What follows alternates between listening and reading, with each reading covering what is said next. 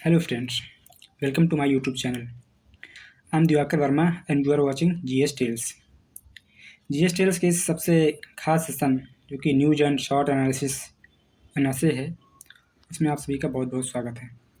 कुछ चीज़ें मैं लगातार इसमें इनरिच करता जा रहा हूँ, जोड़ता जा रहा हूँ ताकि कंटेंट और भी बेहतर बने, आपको वन स्टॉप सोल्यूशन बन जाए। जैसे कि प्रीवियस ईयर क्वेश्चन मैं ज़्यादा जोड़ रहा हूँ और आज से मैंने शुरू किया वनडे एग्ज़ाम स्पेशल भी, जो कि वन लाइनर्स हुआ करते थे पहले भी, पर अब जो है उनको उस पर खास ध्यान देके खास तौर से कम 10 से 15 ऐसे MCQ टाइप ऑनलाइनर्स कवर करूँगा, जिससे कि आपके सारे जो करंट अफेयर हैं ऐसे थोड़ा थोड़ा करके वो पूरे कवर हो जाए, पता भी ना चले, अलग से याद ना करना पड़े।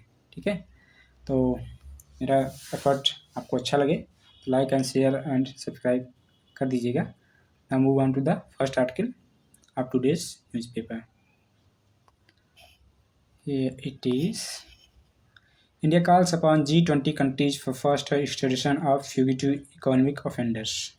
ठीक है, इसमें यही कहा जा रहा है, अभी ये G20 की मीटिंग चल रही है ना, तमाम तरीके की मीटिंग हो रही है। तो कल्चरल वाली हो गया, फाइनेंस वाली हो गया, है ना, फॉरेन मिनिस्टर्स की हो गई, तमाम टाइप के मिनिस्टर्स की सारी मीटिंग्स चल रही हैं, जो कि फाइनली जाके सितंबर 2023 में दिल्ली में ख़त्म होंगी। तो इसके पहले तमाम टाइप की मीटिंग्स चल रही हैं। ठीक है, तो उसमें से अलग अलग अभी ये एक थोड़ा एंटी टेररिज्म वाला भी था, फुगिटिव इकोनॉमिक ऑफेंडर्स, जो भगोड़े लोग हैं जो विदेश जाके, जैसे आपके विजय माल्या हो गए, है ना, मेहुल चौकसी, नीरव मोदी, ये लोग पैसा खा खा के निकल लिए हैं। तो उन लोगों के बारे में है कि इंडिया सबसे अपील कर रहा है, डील कर रहा है कि इन लोगों के प्रत्यर्पण की जो संधि है उस पर अच्छे से अमल किया जाए। ठीक है, जैसे कि जो यहाँ पर गलत तरीके से कब्जा उन्होंने किया हुआ है, उनकी जो संपत्ति फंसी हुई है उसको रिलीज़ किया जा सके, इंडिया उसको यूज़ कर सके। ठीक है, तो इसके बारे में ये आर्टिकल है। और इसके साथ साथ इसके बारे में एक आर्टिकल और भी था, G20 India platforms for global leadership. ठीक है, ऑब्वियस सी बात है, इंडिया को मौका मिला इस बार ग्लोबल लीडरशिप करने का। ठीक है, G20 का हेड है, चेयरमैन है इस बार, तो उसके बारे में भी है, चलिए देखते हैं। ठीक है, India has called upon G20 countries to adopt multilateral action for faster extradition of fugitive economic offenders, जो मैंने बताया कि, और क्विक समर्पण, क्विक प्रत्यर्पण जल्दी से उनको सौंप दिया जाए, जो भी भगोड़े हैं, चाहे हमारे कंट्री में आए हों विदेश से या दूसरी कंट्री में गए हों हमारे यहाँ से। ठीक है, इसके लिए first anti corruption world group meeting held in Gurugram. तो ये प्रीलिम्स के लिए इम्पोर्टेंट फैक्ट है कि एंटी करप्शन जो मीटिंग हुआ वो गुरुग्राम में हुआ। ठीक है, G20 का इंडिया ने इसमें ख़ास तौर से उन्हीं भगोड़ों की बात की है, फ्यूगिटिव इकोनॉमिक ऑफेंडर्स की ही बात की है, जो कि 2018 में एक एक्ट भी लेके आए थे, फ्यूगिटिव इकोनॉमिक ऑफेंडर्स एक्ट 2018। उसके थ्रू ये चीज़ डिसाइड किया गया था कि इकोनॉमिक ऑफेंडर कौन है ना, कौन जो है पैसा लेके भाग गया। तो इसमें ये कहा गया है कि कोर्ट ने ऐसे ऑफेंस के लिए, ऐसे इकोनॉमिक ऑफेंस के लिए, जिसको शेड्यूल ऑफेंसेस हैं, जिसको अरेस्ट करने के लिए जो वारंट जारी कर दिया है, और वो लोग जो यहाँ के क्रिमिनल प्रोसिक्यूशंस को फेस करने से बचने के लिए विदेश में भाग जाते हैं, है ना, वो हैं फ्यूगिटिव इकोनॉमिक ऑफेंडर्स, वो है। तो ये आपका डेफिनेशन हो गया, मेंस के पॉइंट ऑफ व्यू से काफ़ी इंपॉर्टेंट रहेगा। ठीक है, तो उनको जल्दी से जल्दी प्रत्यर्पण करने के लिए ये मीटिंग हुई है, इस पर बात हुई है। देख लेते हैं कि G20 ग्रुप प्रीलिम्स के पॉइंट ऑफ व्यू से बहुत इंपॉर्टेंट होने वाला है। क्यों? क्योंकि G20 का इस बार जो है अध्यक्षता इंडिया कर रही है। ठीक है, तो जान लेते हैं। पहले तो पता ही है G20 मतलब कि 20 देश, उसमें से देश तो 19 है, प्लस एक जो है इकोनॉमिक यूरोपियन यूनियन है। ठीक है, G20 मेंबर्स के पास अराउंड 85% ऑफ ग्लोबल GDP, समझ रहे हैं, टोटल 20 कंट्री हैं, 20 क्या 19 कंट्रीज और एक यूरोपियन यूनियन, उनको मिला के वर्ल्ड का 85% GDP यही लोग कवर करते हैं। 75% of the global trade and about 2/3, मतलब कि 65-66% पूरी विश्व की पॉपुलेशन G20 मेंबर्स में आती है। तो काफ़ी हैवी ग्रुप है। ठीक है, सारे जितने भी इम्पोर्टेंट आप कह सकते हैं या थोड़े से जिनका वर्चस्व है वर्ल्ड लेवल पे, बड़ी कंट्रीज है इकोनॉमिकली या पॉपुलेशन के बेस पे, वो लोग जो हैं G20 में हैं। अभी मैं आपको बताऊंगा कौन कौन सी कंट्रीज हैं, लिखा भी है, याद करने का तरीका बताऊंगा, ठीक है। 1999 में इसको इस्टेब्लिश किया गया था। G20 was founded in 1999। क्यों किया गया था? क्योंकि उस समय काफ़ी वर्ल्ड इकोनॉमिक क्राइसिस हो रही थी, है ना। तो वर्ल्ड इकोनॉमिक क्राइसिस हो रही थी तो कंट्रीज़ को कलेक्ट किया गया, एक साथ लेके आया गया, एक टेबल पे बिठाया गया कि हाँ क्या क्या डिसाइड किया जा सकता है, क्या क्या डिसीजन लिया जा सकता है ताकि ऐसे इकोनॉमिक क्राइसिस दोबारा न आए। 2008 से हर साल लगभग हर साल कहीं ना कहीं ये मीटिंग इसकी होती है G20 की, ठीक है। इस बार यहाँ पे हो रही है, अगली टाइम ब्राज़ील में होने वाली है। 2023 में इंडिया होस्ट कर रहा है, 2024 में it will be hosted by Brazil, ठीक है। अच्छा, जो कहते हैं कि यूरोपियन यूनियन है, तो यूरोपियन यूनियन इसमें कैसे पार्टिसिपेट करता है? तो अपनी दो संस्थाओं द्वारा, यूरोपियन कमीशन द्वारा एंड यूरोपियन सेंट्रल बैंक द्वारा, ठीक है। खास तौर से इसकी मीटिंग्स लंबी चलती हैं क्योंकि ऑब्वियस सी बात है G20 एक बहुत ही important group of the world है ना।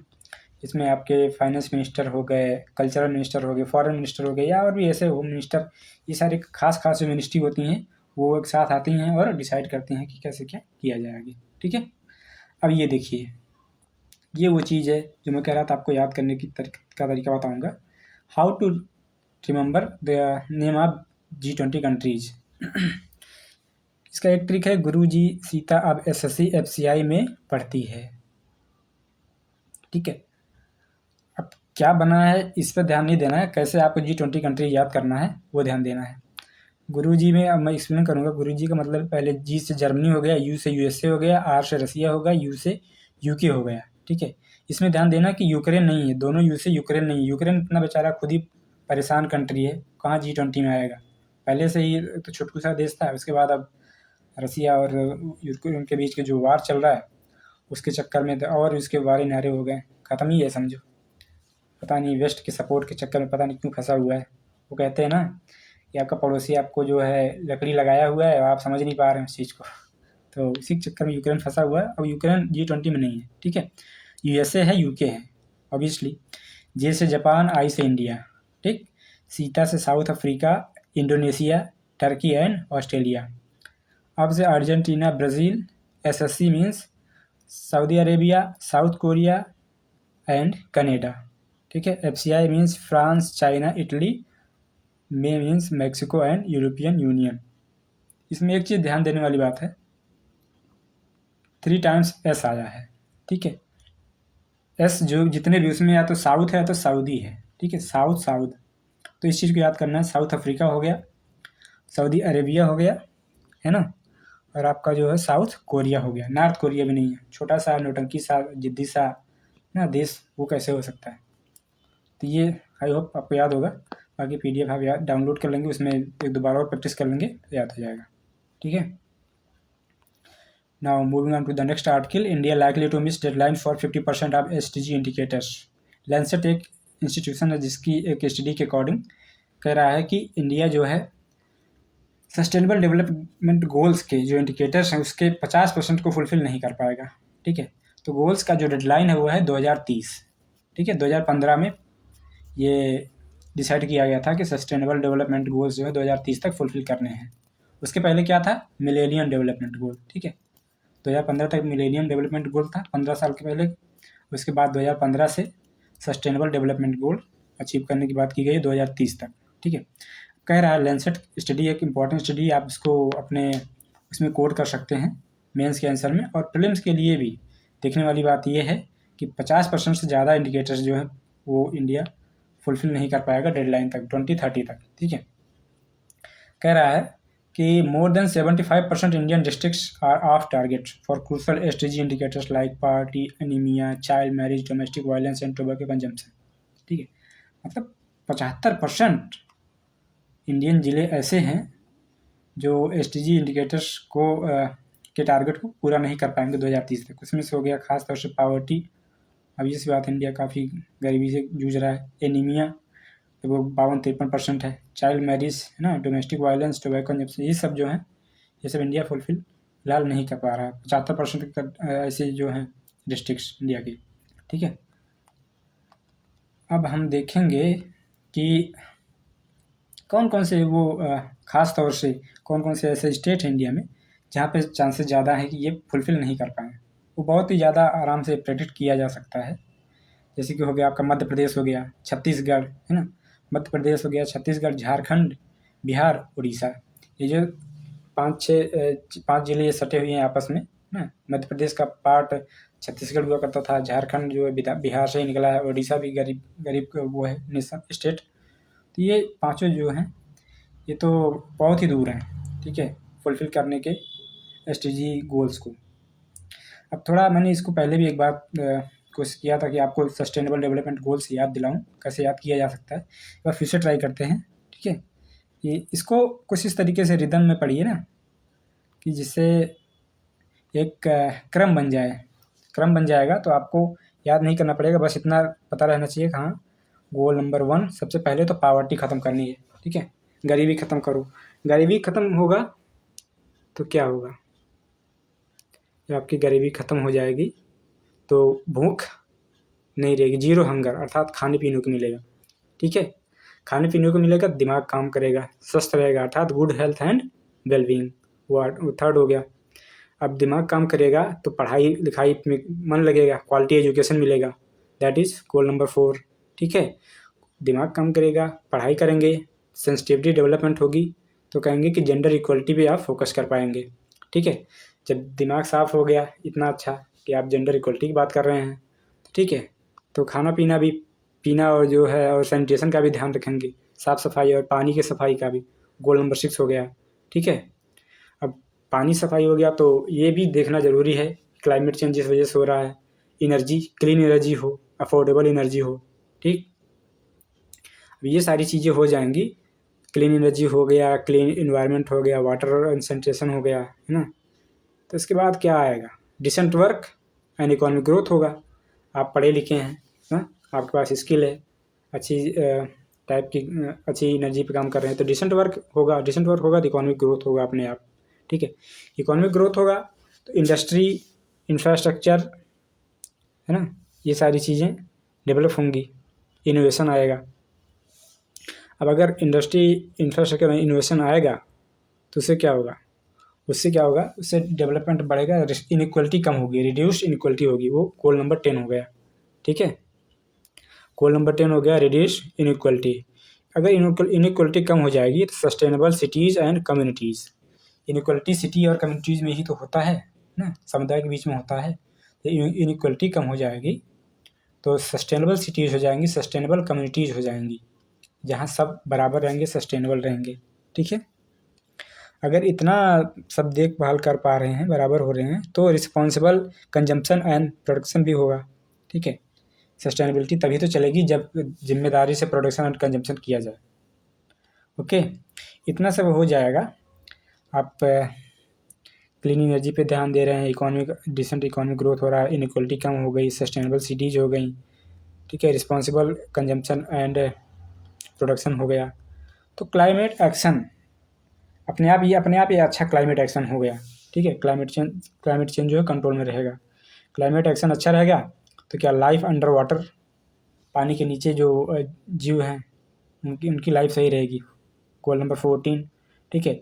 पानी के ऊपर क्या है, लैंड के ऊपर ना, लाइफ ऑन लैंड, वो भी सही रहेगा, गोल नंबर 15।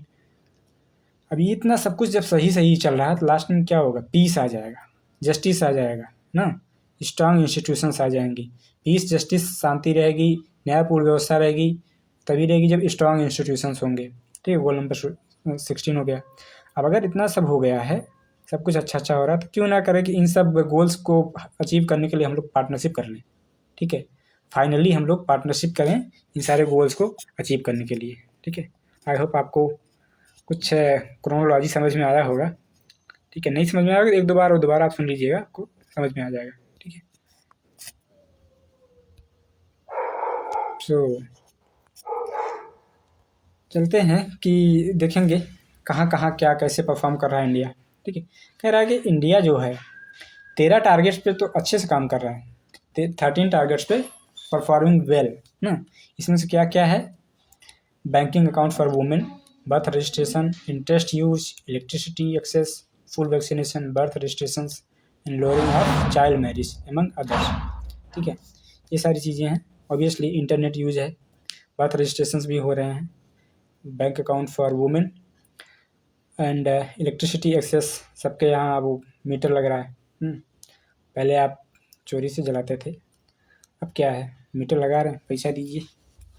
कहाँ तो दिल्ली वाले तो ये भी करते हैं, दिल्ली वालों ने तो इसी बेस पे चुनाव जीत लिया, ठीक है।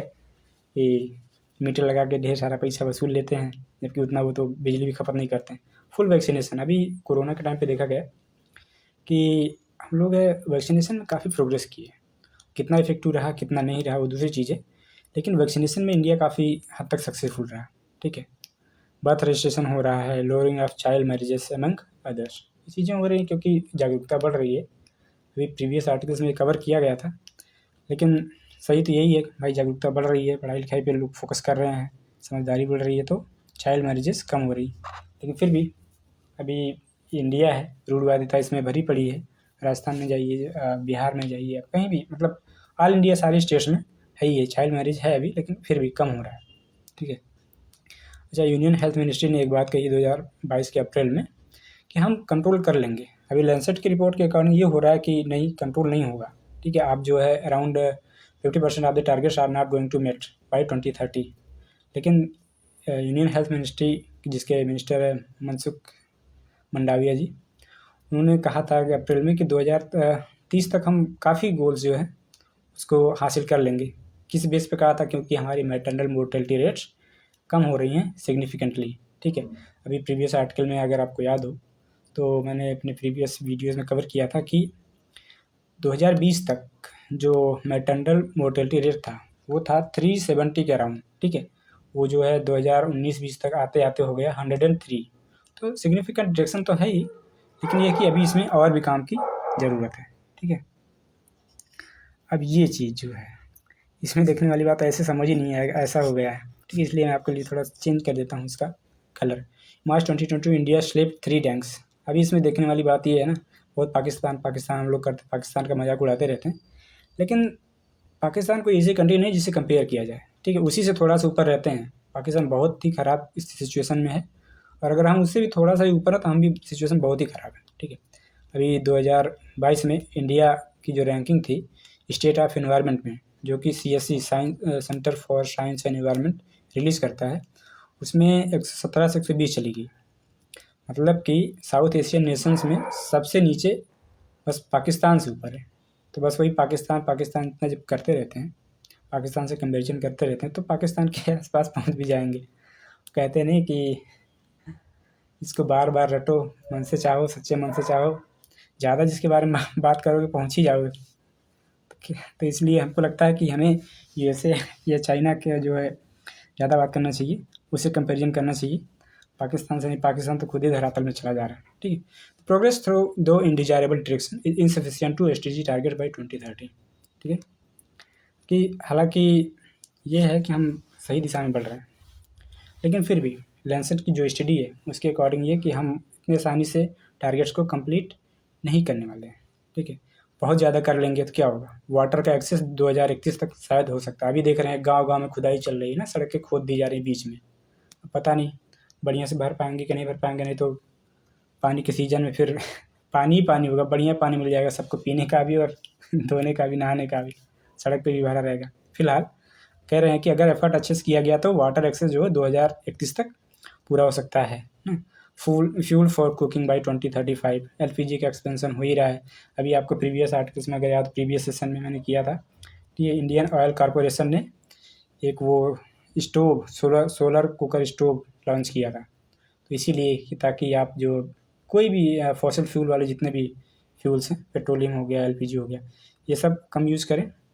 तो अगर इसमें भी लगातार एफर्ट करते हैं तो 2035 तक हम इस टारगेट को अचीव कर सकते हैं। Lowering teenage pregnancy age by 2039 and partner sexual violence by 2040। तो ये सारे थोड़े से डेटा हैं, आप इसको देख सकते हैं, ठीक है। Now moving on to the next slide, that is they will not be able to meet the targets on anaemia. Anaemia का बहुत लोचा है, कैसे? क्योंकि अराउंड 52.5% अभी वुमेन जो हैं वो एनीमिक हैं, मतलब 50% से ज़्यादा। तो बहुत ही मतलब दयनीय स्थिति है ये, ठीक है। अच्छा, इसका ये जो रिपोर्ट है ये बहुत ही मतलब इम्पोर्टेंट है आपके किसी भी एग्जाम के पॉइंट ऑफ व्यू से, चाहे प्रीलिम्स हो गया या मेंस हो गया, सबके लिए। नेशनल फैमिली हेल्थ सर्वे, ठीक है, बहुत ही रिलायबल एंड बहुत ही क्या बोलते हैं, रेपुटेटेड रिपोर्ट होता है, जिसको आप कहीं भी कोट कर सकते हैं, ठीक है। अच्छा, 67% ऑफ द चिल्ड्रन जो है वो एनीमिक हैं। जो वुमेन है वो तो 50% ज़्यादा है, लेकिन चिल्ड्रन का देखिए अभी भी ऐसे लग रहा है कि हम लोग साउथ अफ्रीका में जी रहे हैं। अभी सब सहारन अफ्रीका वाला उस बार रिजल्ट वो आया था, जब मैं आपको प्रीवियस वीडियो में बता रहा था, ठीक है। फिलहाल चलते हैं अगले स्लाइड में, देखते हैं क्या है। UPSC mains national education policy 2020, ठीक है, is in conformity with the sustainable development goals for 2030। It intends to restructure and reorient education system in India critically examine. इसका इस वजह से इस क्वेश्चन का ज़्यादा डिमांड जो है नेशनल एजुकेशन पॉलिसी की ओर है, लेकिन फिर भी ठीक है, वो सस्टेनेबल डेवलपमेंट गोल्स जो SDG 4 है उससे कहीं ना कहीं रिलेटेड है, तो इसलिए मैंने इसको पिकअप किया है। अब इसके जो है क्वेश्चन को आंसर ठीक है। दूसरा जो है, access to affordable, reliable, sustainable and modern energy is the sine qua non to achieve sustainable development goals, ठीक है। इसमें कह रहा है कि अफोर्डेबल होना चाहिए, रिलायबल होना चाहिए, सस्टेनेबल एंड मॉडर्न एनर्जी। अगर आप प्रीवियस कुछ सेशंस फॉलो कर रहे होंगे तो उसमें आपने देखा होगा कि हम जो है डिजाइन इंसेंटिव स्कीम एक लॉन्च किए हैं, ठीक है, इंडिया में। अभी कोरोना के टाइम पे क्या होगा, सारी गाड़ियाँ लाइन अप हो गई, 6-6 महीने का वेटेज चल रहा है, ठीक है। इलेक्ट्रॉनिक्स के जितने भी सामान हो गए, लैपी हो गया, टैबलेट्स हो गए, मोबाइल हो गया, वो सब में जो है जो माइक्रो प्रोसेसर लगता है, चिप लगता है, ठीक है, वो हम चाइना से मतलब इम्पोर्ट करते हैं। तो वो तभी हो पाएगा, सोलर सिस्टम, सोलर पैनल हो गया, वो चाइना में कितना सस्ता, हमारा कितना महंगा है, ठीक है। वो अफोर्डेबल होगा, रिलायबल होगा, सस्टेनेबल होगा, तब जब हम जो है अपने यहाँ खुद प्रोडक्शन करेंगे। तो डिजाइन इंसेंटिव स्कीम जो है वो इस बारे में एक अच्छा कदम है। इस बेस पे आप जो है अपने आंसर को लिख सकते हैं, लिखिए एंड पोस्ट करिए, ठीक है। I review that for you now. Next article is phasing out the line math is not for a girl. ये एक कह सकते हैं सोशल डिस्क्रिमिनेशन वाला टॉपिक है, जिसमें कहा जाता है कि लड़कियां मैथ नहीं ले सकती, मैथ लड़कियों के लिए नहीं है, ठीक है। मैथ ही क्या कहें, स्टेम एक जो वर्ड होता है, stem means science, technology, engineering and math. इसमें लड़कियों का जो परफॉर्मेंस है डेफिनेटली पूरा है, लेकिन उसके पीछे रीज़न क्या है। रीज़न जहाँ तक मेरा मानना है कि सोशल डिस्क्रिमिनेशन बहुत ज़्यादा रीज़न है। ये नहीं कर पाएंगी, ये नहीं कर पाएंगी। अभी जैसे पापा की परी करके मजाक उड़ाया जाता है लड़कियों का, और वीडियो जैसे सारे वायरल होते हैं कि हाँ पापा की परी स्कूटर से गिरी या कहीं से गिरी, तो उसका वो जो है ना निगेटिव इम्पैक्ट पड़ेगा उनके माइंड सेटअप पे कि हाँ हम नहीं चला सकते या हम नहीं कर सकते। ये सोशली डिस्क्रिमिनेट किया जा सकता है। अदरवाइज क्या है कि सबके पास वही सेम दिमाग है, सेम बॉडी स्ट्रक्चर है, फिजिकल स्ट्रक्चर सेम है, लेकिन जो सोशल अपब्रिंगिंग है, जो सोशल इन्वायरमेंट है, सेम घर में रहते हुए भी दोनों के लिए अलग अलग है ना। उनको क्या होता है मोस्टली, अगर आप देखें तो होम साइंस वही लेते हैं, और बॉयज़ क्या लेते हैं, बॉयज़ तो आता जाता भले ना हो, लेकिन हाँ साइंस से ही पढ़ेंगे। लेकिन एक चीज़ आप देखें कि डॉक्टर वाली जो डिग्री है या बायोलॉजी से जो इंटरलॉक करते हैं उसको छोड़ दिया जाए। उसमें क्या, उसमें तो लड़कियों की संख्या ज़्यादा रहती है। लड़के तो कहा जा सकता है कि मजाक के तौर पे अगर लड़कों का मजाक उड़ाया जाता है कि वहाँ पे लड़कियाँ इसलिए एडमिशन लिया, अदरवाइज वो बायोलॉजी क्यों पढ़ता है, तो लड़कियों का सब्जेक्ट है। तो वो भी एक मतलब कहने वाली बात है, सामाजिक लेवल पे एक स्टिग्मा दे दिया जाता है। ऐसा होना नहीं चाहिए।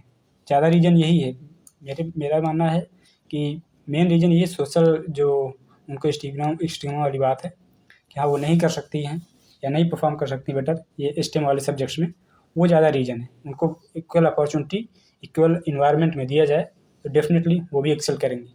देखा जाता है कुछ हो गया, कुछ वुमेन ही जो मतलब काफ़ी ऊँचे पोजीशंस पे पहुँचती हैं, उनका बहुत ज़्यादा नाम होता है, जबकि काफ़ी मेल्स तो ज़्यादा ही हैं, लेकिन वुमेन जो है कम पहुँचती हैं, तो उनका ज़्यादा नाम होता है इसी वजह से, क्योंकि माना जाता है कि हाँ वो नहीं एक्सेल कर सकती थी इस फील्ड में, फिर भी एक्सेल किया। लेकिन ऐसा है नहीं, बस वही है, सबको आप समान अपॉर्चुनिटी मिलेगी, सब उसे ही एक्सेल करेंगे, ठीक है। इस पर कुछ क्वेश्चन देख लेते हैं। What are the continued challenges for women in India against time and space. एक जनरल सा क्वेश्चन है, लेकिन ये डेफिनेटली सोशल जो डिस्क्रिमिनेशन वाला पॉइंट है आपका GS1 में भी है, सोशियोलॉजी में भी है, ठीक है। तो आप इसको अटेंड करें, और जो मैंने आर्टिकल डिस्कस किया उसी पे बेस्ड है। Second question is how does patriarchy impact position of middle class working woman in India. अगर आपको याद हो, ठीक है, आपने प्रीवियस सेशंस अच्छे से देखे होंगे, उसमें क्या था कि अभी मेंस्ट्रुअल लीव की बात चल रही है, पेन लीव की बात चल रही है, ठीक है, मैटरनिटी बेनिफिट्स लीव मिलते ही है 1961 का जो एक्ट था उसके अकॉर्डिंग। लेकिन अभी भी पैट्रियार्की इतनी ज़्यादा हावी है कि उनकी जो मिडिल क्लास वर्किंग कंडीशन है, पोजीशन है, वो बहुत ज़्यादा इम्पैक्ट करती है, ठीक है। मैंने हल्का सा एक ब्रीफ इंट्रोडक्शन दिया है, आप इस पर अपने आंसर लिख सकते हैं।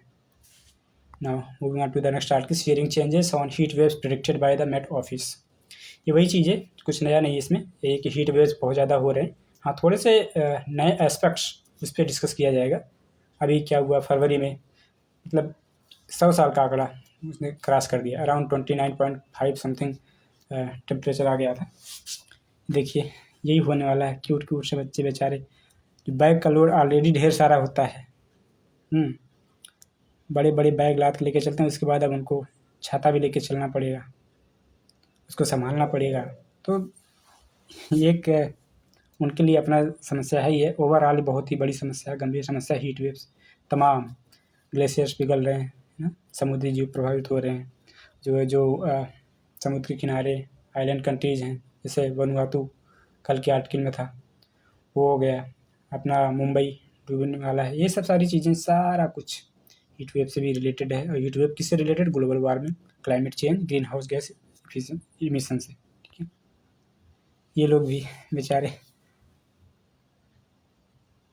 हरी हरी उड़नी नहीं है तो क्या, कोई तो उड़नी है, वही उड़ के चल रहे हैं हीट वेव से बचने के लिए, सबको चाहिए भी।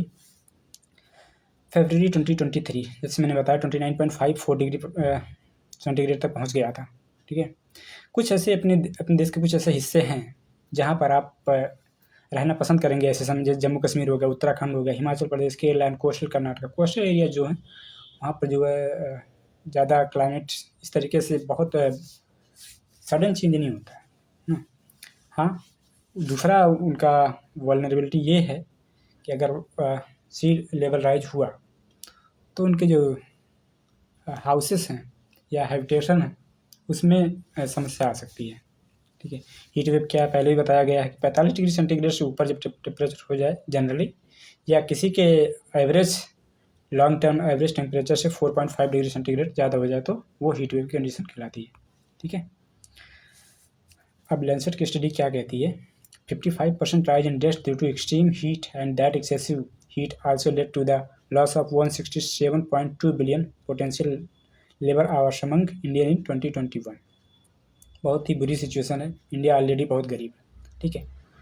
55% एक्सट्रीम हीट वेव्स के चक्कर में जो है डेथ होती हैं। और उससे क्या होता है, उससे भी और बुरी हालत ये है कि मरता क्या न करता वाली बात, कि उनका जो एम्प्लॉयमेंट है वो कितना बुरी तरीके से अफेक्ट हो रहा है। देखिए 167.2 बिलियन पोटेंशियल लेबर आवर्स सिर्फ 2021 में ज़्यादा एक्सेसिव हीट की वजह से कम हो गया। अब ये सी बात है, ज़्यादा गर्मी होगी, ज़्यादा हीट वेव्स चलेंगे तो आप काम जल्दी बंद कर देंगे, है ना, तो उससे भी नुकसान है। काम जल्दी बंद कर देंगे, उसका पैसा तो मिलेगा नहीं, अब ये सी बात है, कम वेजेस मिलेंगे तो। अच्छा, इसमें बीमारियाँ भी ढेर सारी होने वाली हैं, खर्चा ज़्यादा बढ़ने वाला है, वेजेस कम हो गए, दोनों तरफ से नुकसान। अच्छा, अब हीट वेव्स का इम्पैक्ट जो है आपकी फसल पे कितना ज़्यादा पड़ता है वो देख सकते हैं। 2020-21 में 109.5 million ton of wheat was produced, ठीक है, गेहूँ की फसल के 109.59 मिलियन टन। वही जो 2021-22 में घट के हो गया 106.84 मिलियन टन। पॉपुलेशन बढ़ रही है, हीट का प्रोडक्शन घट रहा है, ठीक है, खर्चा बढ़ रहा है, हीट वेव्स बढ़ रही हैं, बीमारियाँ बढ़ रही हैं, और जो कमाई घट रही है, महंगाई बढ़ रही है, सारी चीज़ें देखिए एकदम उल्टा पुल्टा हो रहा है। तो बहुत ही ख़राब सिचुएशन, और दुनिया पूरी क्या पड़ी है, यूक्रेन रसिया वार, क्लाइमेट चेंज पे कोई ध्यान ही नहीं दे रहा। वनुआतू तो लग रहा है डूब जाएगा, उसके बाद ही कोई सुनेगा। तो इसके बारे में एक अच्छी खबर भी है कि जो प्रीवियस आर्टिकल्स में मैंने कवर किया, ऐसा कुछ नहीं है। आप अगर बहुत रेगुलरली देखें तो प्रीवियस जो वीडियोज़ हैं उसमें बहुत इंपॉर्टेंट एस्पेक्ट्स कवर किए गए हैं कि Indian council of agriculture research ICAR जो है उसने एक heat tolerant wheat variety produce किया है। तो ये अच्छी बात है क्योंकि भाई पॉपुलेशन बढ़ रहा है, खर्चे बढ़ रहे हैं, we can't afford to lose the production of wheat, right. So ज़रूरी है कि कुछ ऐसा हो जिसकी वजह से प्रोडक्शन बढ़े और उसका इम्पैक्ट जो है हीट वेव्स का इम्पैक्ट उस पर ना पड़े, ठीक है। तो यही चीज़ें हैं, along with promoting newer crop varieties that mature early, जल्दी हो जाएं, greatest on aiding farmers to tweak soil, और उस सॉइल के साथ या फिर और भी जो प्रैक्टिसेस हैं उसको अडॉप्ट करें, इन्वायरमेंट चेंज, क्लाइमेट चेंज के अकॉर्डिंग अपनी फार्मिंग प्रैक्टिस को अडॉप्ट करें जिससे कि बेस्ट प्रोडक्शन हो पाए और जल्दी हो पाए, ठीक है। ये इसका कंक्लूजन था। 5 S-400 regiments expected to be delivered by early 2024। आ गया डिफेंस का, डिफेंस वाली न्यूज़, ठीक है। कह रहे हैं कि 5 S-400 रेजिमेंट्स 2024 के शुरुआत तक आ जानी चाहिए, ठीक है। क्या ये बहुत ही उत्तम दर्जे का मिसाइल डिफेंस सिस्टम है, हैवी से, आप देख सकें द हिंदू में ये आर्टिकल आया था, ठीक है। देखने से ही कितना बहुकाली लग रहा है। अब द हिंदू का एक ऐसा आर्टिकल था, इसमें देख सकते बताया गया ना कि X-400 मिसाइल जो सिस्टम है क्या क्या खासियत है। पहले तो ये सरफेस टू एयर मिसाइल अर्थात ज़मीन से हवा मार करने वाली है, ठीक है। Unmanned air vehicle, drones, cruise missiles ETC सबको अटैक कर सकती है। रेंज है 400 किलोमीटर, 1000 फीट अल्टीट्यूड है। मैक्सिमम स्पीड देखिए 4800 मीटर पर सेकेंड, समझा जा सकता है। साउंड की स्पीड कितनी होती है 330 मीटर पर सेकेंड, 332 मीटर पर सेकेंड, ठीक है। उसका कम से कम 150 गुना, वाह ये क्या है, सॉरी 150 गुना नहीं होगा, वो होगा 15 टाइम्स, ज़्यादा 10 गुना ज़्यादा हो गए, 15 टाइम्स होगा। अच्छा, इसको डिप्लॉयमेंट करने में 10 मिनट लगता है, ठीक है। कौन कौन सी खासियत और इसमें, command control system, multiple radars units, mid range and long range guided missile. इतने ज़्यादा इसके रडार्स इतने सेंसिटिव होते हैं, इतने इम्पैक्टफुल होते हैं कि एक साथ ही सैकड़ों टारगेट को जो है टारगेट कर सकता है, ठीक है। कम्प्लीटली ऑटोमेटेड है, तो मैनुअल जो एरर होती हैं उसके भी चांसेस कम है। वो सब देख ताक के डिस्ट्रक्शन का एकदम सिस्टम बनाया गया है, और वो जो है इंडिया उसको रसिया से इंपोर्ट करना चाहता है अराउंड 39,000 करोड़। ये देखिए टाइम्स ऑफ इंडिया के आर्टिकल 30 में था। डेडली मिसाइल सील्ड, लगभग 39,000 करोड़ इसका चार्ज आने वाला है, ठीक है। Indian air force will integrate S-400 with its IACC integrated air command and control system network of sensors and weapons. ये क्या करेगा, 4 kinds of missile to intercept targets at different ranges. जैसे मैंने बताया 100 से ज़्यादा टारगेट एक साथ ये जो है इंटरसेप्ट कर सकता है। इसमें होस्टाइल जो एयरक्राफ्ट हैं, स्टील्थ फाइटर्स है, missile and drones 400 kilometre range के अंदर जो भी रहेंगे उन सबको ये इंटरसेप्ट कर सकता है, ठीक है। सबसे खूबी वाली बात यही है इसके कि एक साथ कितना ज़्यादा टारगेट को ये इंटरसेप्ट कर सकता है। और radar lock, shoot down, 5th generation stealth fighter like American F-35 jet. American F-35 jet जो है उसका भी बड़ा नाम है, लेकिन वो इसको भी शूट डाउन कर सकता है अपने रेंज में आने पर। एंड ठीक है, थोड़ा सा और इसको डिटेल में जानेंगे। Delivery of 3rd S-400 regiment has been completed. Russia ने कहा 3 तो आ चुके हैं, 2 और चाहिए। Transportation and funding cargo carriers outside the purview of sanction जो लगा हुआ है ना, रसिया के ऊपर अभी ढेर सारे सैंक्शन चल रहे हैं, तो नॉर्मल टाइप की डिलीवरी वो कर नहीं सकते। कुछ ऐसे कार्गो कैरियर्स ढूंढना पड़ रहा है उनको जहाँ से कि जो सैंक्शन ना हो, ठीक है, और जिनका इंश्योरेंस हो। उतनी दूर से इतनी महंगे मिसाइल्स सिस्टम्स लेके आना, इंश्योरेंस कराना ज़रूरी है, तो इन सब में टाइम लगता है, ओके। और इसका रीज़न क्या है, क्यों सैंक्शंस लगे और ऐसे कैरियर ट्रांसपोर्टेशन कैरियर्स क्यों नहीं मिल रहे? क्योंकि जो स्विफ्ट सिस्टम है, स्विफ्ट जो सिस्टम जिससे मनी ट्रांसफ़र होता है इंडिया में होता है यूपीआई के थ्रू। तो इंटरनेशनल लेवल पे जो मनी ट्रांसफ़र है वो स्विफ्ट सिस्टम के थ्रू होता है, ठीक है। उसमें रसिया का अकाउंट बंद कर दिया गया, ठीक। और यूएस ने सैंक्शन लगाया है काटसा के through, countering American adversaries through sanctions act, जिसके चक्कर में क्या है कि इनका पेमेंट का डिले हो गया। पेमेंट का डिले हो गया, पैसा ही पैसा सब कुछ है। कहने को तो लोग कहते हैं बाप बड़ा ना भैया, सबसे बड़ा रुपया है ना। तो वो चीज़ है। रसिया हमारा बहुत ही ट्रस्टेड फ्रेंड ज़माने से साथ रहा है। हम लोग भी उसको कभी उसके खिलाफ यूएन में वोट नहीं कर रहे हैं, अब्सटेन कर ले रहे हैं, ठीक है। लेकिन फिर भी पैसा तो सबको चाहिए होता है ना, पैसा मिलेगा तो डिलीवरी होगी। तो इन लोगों ने क्या किया, इन लोगों ने ये किया कि रूबल अरेंजमेंट कर लेते हैं, स्विफ्ट से निकाल दिया गया, काटसा के अंतर्गत इसको सैंक्शन लगा दिया गया। तो अपना लोकल जो रुपया इंडिया का रूबल जो करेंसी है वो रसिया की है, उसमें ये लोग जो है पेमेंट कर रहे हैं। तो अब धीरे धीरे जो है डिलीवरी आएगी, ठीक है। क्वेश्चंस, कितना S-400 कितना इंपॉर्टेंट है आप यहाँ से देख सकते हैं। What is the significance of Indo US defence deals over Indo Russian defence deals, discuss with reference to stability in the Indo Pacific region. India का रसिया और अमेरिका के साथ जो डिफेंस डील्स हैं ना, उनका सिग्निफिकेंस, उनकी महत्ता के बारे में आपको डिस्कस करना है। वो तो ऑब्वियस ही बात है। Around 50% of the arms and ammunitions are imported from Russia by India, ठीक है।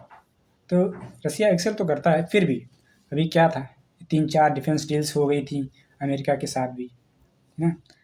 तो वो सारी चीज़ें भी थोड़ा हमें देखनी पड़ेंगी। इसमें आपको वही सब चीज़ें डिस्कस करनी है। How is S-400 air defence system technically superior to any other system presently available in the world.